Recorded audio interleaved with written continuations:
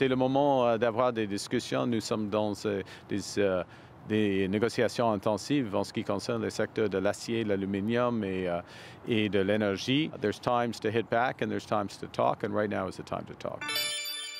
Le premier ministre Mark Carney qui maintenait la semaine dernière qu'il n'était toujours pas question de riposter aux tarifs américains, malgré la décision de Stellantis de transférer la production de son Jeep Compass de l'Ontario à l'Illinois, malgré les demandes du premier ministre Ford de hausser le ton. Le protectionnisme américain s'est encore une fois imposé dans l'actualité la semaine dernière. Alex Chantal Michel, bonjour. Bonjour. Bonjour. Bonjour. Michel, comment on voit l'impact d'une annonce comme Stellantis? C'est une décision d'affaires, on s'entend. Là. La compagnie a le droit de construire son véhicule où elle décide de le faire, mais elle avait laissé entendre que ça serait en Ontario. Comment on voit ce genre de... Quel impact ça a, cette décision-là? D'abord, il y a un aspect politique très clair en politique américaine avec ça. M. Lutnick l'avait dit, le président Ford, le président Ford, ça c'est bien longtemps. Le président Trump l'avait, je sais pas, j'étais dans le secteur automobile. Le président Trump l'avait laissé entendre aussi. Ils veulent que l'industrie automobile soit basée aux États-Unis. Alors, à partir du moment où c'est comme une décision politique qui est passée par la Maison-Blanche, c'est un peu difficile de penser que c'est seulement une décision d'affaires de Stellantis et ça fait partie donc du dossier canado-américain en général qui va peut-être se régler. M. Trump dit que M. Carney dit qu'il parle à M. Trump, mais en attendant, c'est une perte sèche, ça. Oui. Chantal? Oui. D'abord, c'était totalement prévisible. Et les signaux, l'espèce de ronde de stupéfaction là, à laquelle on a assisté au Canada quand ça a été annoncé, on se dit, mais sur quelle planète est-ce que ces gens-là étaient pour ne pas savoir que ça allait être la conséquence directe du fait que on leur avait dit, là, c'est pas l'imprévisibilité de Donald Trump, cette fois-ci, qui a joué, c'est le contraire, la prévisibilité. Il l'avait dit dans le Salon Oval devant Mark Carney. Howard Lutnick est venu le dire à nos histoires canadiens. Le problème du gouvernement du Canada, et de ce gouvernement en particulier, c'est que c'est pas seulement l'automobile, c'est aussi le bois d'œuvre, c'est aussi les autres secteurs dont M. Carney parlait, et jamais il revient avec ce qui pourrait ressembler à du progrès sur un seul de ces fronts-là. Et là, ça commence, le disque, on a la meilleure entente au monde, commence à être totalement usé. Les premiers ministres des provinces commencent à se crêper le chignon par médias interposés. Monsieur Ford, il faut protéger l'automobile. Les prairies disent non, il faut protéger le canola, arrêter de tarifer les autos électriques chinoises. Le premier ministre de la Colombie-Britannique, celle du Nouveau-Brunswick, disent « Hey, occupez-vous donc du bois d'œuvre, il n'y a pas juste l'Ontario ou le Québec. » Tout ça pour dire que M. Carney, avant le budget, a absolument besoin de voir Dominique Leblanc rentrer de Washington avec quelque chose qui ressemblerait quelque part, pas à une solution, il n'y en aura pas, mais au moins à un progrès sur un des fronts qu'il identifie, et il ne parle jamais d'automobile en passant. Oui, c'est ça, ça leur prend un win, ça leur prend une victoire. Alec, est-ce que l'équipe Canada, le Front commun canadien, est-il en train de se fissurer? Bien, il se fissure parce que, à force d'avoir des longues discussions avec les États-Unis, la patience de certains premiers ministres achève. Donc, quand on n'avait pas le plein effet des tarifs, quand il y avait les annonces qui avaient été faites au printemps, c'était plus facile de parler tous d'une même voix et de s'entendre sur une stratégie. Maintenant que les effets sont plus tangibles, que des pertes d'emplois, que des déplacements d'entreprises, bien évidemment, tout le monde se met à plaider pour sa propre province. Et là, c'est plus difficile de garder un front uni. Je suis tout à fait d'accord avec Chantal. Si on veut calmer les premiers ministres des provinces, il faut montrer que la stratégie actuelle fonctionne. Ça ne veut pas dire qu'il faut faire un gain dans tous les secteurs, mais il faut faire un gain quelque part. L'acier, l'aluminium, l'énergie, c'est ce qu'on entend. C'est ça sur quoi on met les efforts du côté canadien pour avoir une percée. On ne réglera pas tout d'un coup, mais si on peut au moins dire, regardez, la stratégie de la patience et surtout d'amadouer Donald Trump fonctionne, parce que c'est beaucoup ça qu'on fait depuis le début. Hein? On a renoncé à la taxe sur les géants numériques, on a renoncé à des contre-tarifs. Il y a plusieurs choses que le Canada a mis de côté pour amadouer Donald Trump. Il faut que ça paye à un moment donné. Si ça ne paye pas, les premiers ministres vont se dire, bien, peut-être qu'on va aller nous-mêmes plaider notre point, puis là, on recommence à avoir une division. Et je remarque d'ailleurs, en terminant, que ça fait un petit moment que Mark Carney n'a pas parlé ensemble à ses homologues des provinces. Vous vous souvenez de ces rencontres là, hebdomadaires à un certain moment, virtuelles, où Mark Carney parlait à tout le monde dans la pièce, puis on s'accordait sur une stratégie? À moins qu'il le fasse en secret, ça fait pas mal de semaines qu'on n'a pas entendu parler qu'il y avait une rencontre fédérale-provinciale sur les tarifs avec Ottawa. Donc, peut-être que là, à un moment donné, les gens commencent à perdre un petit peu patience. C'est toujours plus facile d'organiser en début de mandat. Plus on avance, plus c'est difficile d'avoir tout le monde autour de la table. Chantal, vous avez réagi?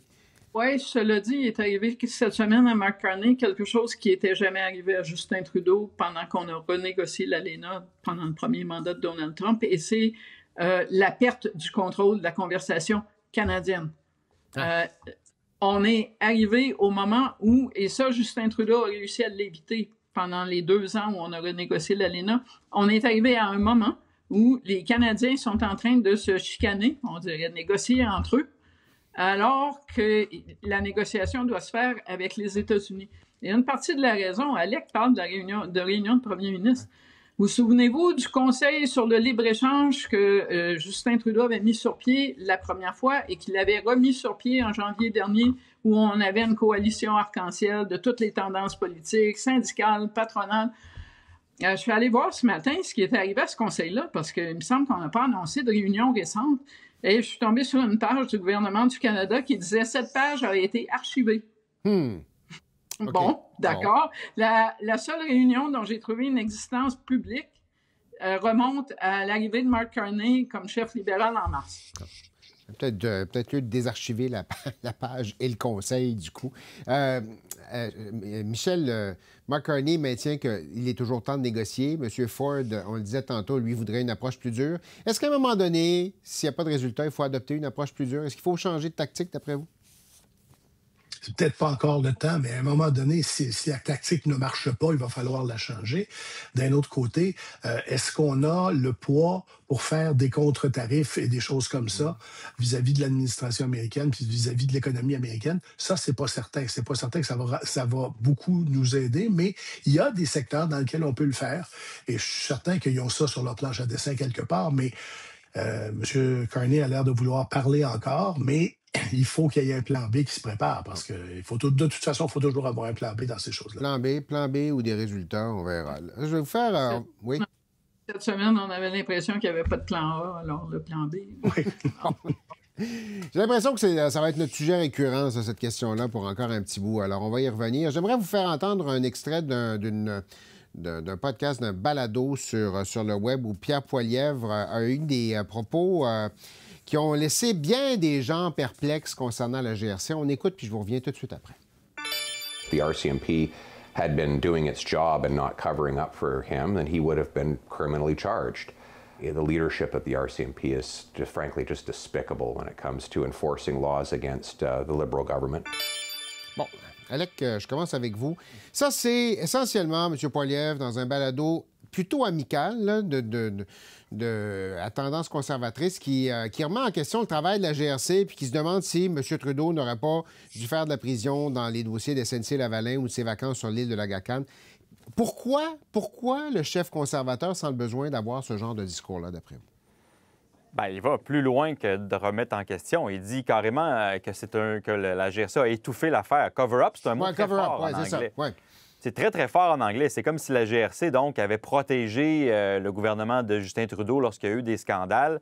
Et donc, c'est allé très, très loin. D'abord, il y a plusieurs choses qui sonnent bizarrement dans cet extrait-là. D'abord, un conservateur qui attaque la police, ça n'arrive pas très souvent. Eux qui sont très sécurité publique, loi et l'ordre. Et ensuite, bien, c'est basé sur absolument rien comme affirmation. Je me rappelle très bien, moi, de ces scandales-là qui en étaient. Jody Wilson-Raybould, qu'on ne peut pas accuser d'être pro-Justin Trudeau, s'était fait poser la question, puis elle avait dit « Je pense que les pressions que j'ai subies étaient inappropriées, mais pas illégales. Ouais. » Ensuite, la GRC, elle a ouvert une enquête sur l'affaire SNC-Lavalin. Elle n'a pas trouvé de preuves concluantes pour porter des accusations. Et Mario Dion, qui était le commissaire à l'éthique, s'était fait donner comme mandat « Si vous trouvez quelque chose qui mérite que la police s'y penche, qu'il y ait des accusations, dites-le. » Il a fait son rapport. Il a dit que c'était pas approprié ce qui s'est passé, l'île d'Agacán et tout, mais c'était pas illégal. Ça enfreignait pas les lois. Ça fait que ça fait beaucoup de gens qui disaient bien c'était pas chic, là, mais c'était pas criminel non plus, là, ce qui s'est passé. Donc, quand Pierre Poilievre arrive avec des affirmations comme ça, non étayées, c'est sûr que Ça nous rappelle un autre politicien aux États-Unis qui aimerait bien qu'on emprisonne ses adversaires. Et donc, on a un petit peu de rhétorique anti-institution là, qui, de temps en temps, perce dans le discours de Pierre Poilievre. Souvenez-vous de la Banque du Canada. À l'époque, là, on voulait congédier le gouverneur. Là, c'est du côté de la GRC. Les dirigeants n'auraient pas fait le travail, ils auraient protégé leur maître politique. Non, c'est une rhétorique qui est surprenante, certainement. Là. À qui il parle, M. Poilievre, Chantal? Probablement aux 45 des conservateurs qui disent qui trouvent que Donald Trump fait du bon travail. Ils se disent qu'ils vont voter pour moi et ça va faire la différence en ma faveur au moment du vote au leadership. Le problème est ailleurs. Pierre Poilievre a fait beaucoup de déclarations, mais aucune, à ma connaissance, et là je le couvre depuis qu'il est chef, aucune n'a mis autant de conservateurs, y compris à l'intérieur du caucus, aussi mal à l'aise vis-à-vis les paroles du chef et les positions du chef que cette déclaration-là. C'est pas juste qu'il a attaqué des gens en uniforme, c'est que du début à la fin, c'est totalement gratuit et effectivement, ça fait totalement Donald Trump dans le pire sens du mot. Et ça survient après une déclaration sur les médias sociaux qui avait aussi fait sursauter à l'intérieur du parti, à savoir que la justice avait mal agi en amenant les responsables du convoi des camionneurs qui ont occupé Ottawa à être trouvés coupables et à être condamnés. Alors là, si ça ressemble pas à Donald Trump, vous ne poursuivez pas mes adversaires politiques alors que ce sont des criminels. La justice est tronquée contre les gens qui font, dans notre cas, c'est le convoi des camionneurs, c'est moins grave que ce qui s'est passé le 6 janvier au moment de l'arrivée de Joe Biden. Mais à un moment donné, M. Poilievre pense à son vote au leadership, c'est certain, mais à voir la réaction à l'interne, il va falloir qu'il commence à se demander s'il va s'y rendre à ce vote-là. Oui. Michel, le danger, évidemment, là, on présume que M. Poilievre s'adresse à des conservateurs dans le but de se rendre vers la révision de son leadership qui est prévue en janvier, mais là, il y a des Canadiens qui écoutent ça aussi. Les électeurs, en général, écoutent ça. Ça a quoi comme effet dans l'électorat, ce genre de déclaration-là, d'après vous?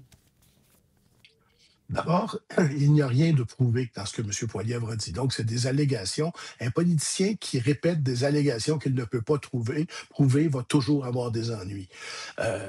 Et en plus, même parmi les partisans conservateurs, la GRC a quand même une assez bonne réputation au Canada. C'est pas, il n'y a pas de gens qui ont déjà dit c'est tout décorrompu, la GRC, là, comme la police de Trois-Rivières, à un moment donné, avait un problème au Québec, je ne sais pas si vous vous en souvenez. Ouais.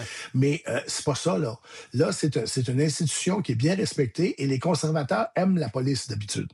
Alors, c'est un peu difficile pour M. Poilievre de dire quelque chose et ne pas apporter de preuves, et il n'y en a pas de preuves de toute évidence. Alors, je ne sais pas ce qu'il a fait, je ne sais pas ce qu'il essaie de faire, sinon du mini-Trump, mais ça ne va pas l'aider. Oui, Chantal? Moi, j'ai l'impression qu'il pensait que ça allait jouer dans les tales conservatrices, ces déclarations-là, puis que ça n'allait pas percer, se rendre à l'échelle dans laquelle ça s'est rendu, c'est-à-dire que ça laisse passer entre conservateurs qui pensent de la même façon. Et là, il y en a un qui a trouvé que c'était vraiment brillant, ce qu'il entendait, et qui est allé mettre ça sur les médias sociaux. Et après ça, ça a déboulé forcément, parce qu'une fois que ça fait ça, là, on est rendu là. Mais je ne sais pas comment ça va évoluer, cette entreprise-là, mais je sais une chose, c'est que c'est le genre de déclaration qui peut mener à la pire crise de l'histoire du leadership de Pierre Poilievre. Et pourquoi je dis ça? Parce que je me souviens de Stockwell, chef de l'Alliance canadienne, qui s'était retrouvé avec une révolte de députés sur les bras en faisant quoi? En critiquant le système de justice et en s'attaquant à des juges. Et dans le passé, en tout cas, les conservateurs avaient un peu assez de respect pour l'état de droit pour être très, très chatouilleux sur ce genre de déclaration-là. Il ne reste que 2 minutes, mais je voudrais vous entendre, et je vais aller spécifiquement vers Alec, parce que sur la question de Churchill Falls et de l'entente entre le Québec et le Terre-Neuve et Labrador, parce que Alec était celui qui nous avait soulevé ça en premier dans un bilan de Noël en disant « il faut surveiller ça ». Il faut encore surveiller, visiblement. Qu'est-ce qui va se passer? Oui, c'est ça.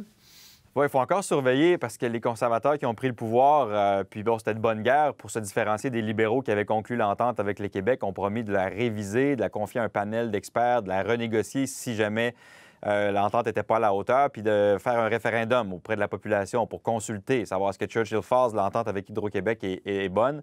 C'est sûr que là, ça ajoute un risque pour François Legault. C'était une entente importante pour lui, pour Hydro-Québec. C'était probablement son legs économique le plus important, maintenant que la filière batterie bat de l'aile. Donc, certainement que c'est inquiétant pour eux. En même temps, la promesse conservatrice, elle est assez floue aussi quand même, dans la mesure où on dit on va la réviser, on va l'étudier, on va la renégocier si possible, puis après, on va la confier à un référendum. Donc, c'est pas une attaque frontale, c'est la pire entente du monde, on va la mettre de côté, puis on la déchire, puis on recommence. Mais il y a là certainement une incertitude de plus. Est-ce que ça va permettre de conclure l'entente en temps voulu, parce qu'on voulait y arriver au printemps prochain, avant les élections? Est-ce qu'on sera capable de le faire? On ne le sait plus à Québec, mais ça va peut-être prendre une petite game de hockey là, avec Tony Wickham, là, qui est le premier ministre nouvellement élu de Terre-Neuve, comme on l'avait fait avec Andrew Furry.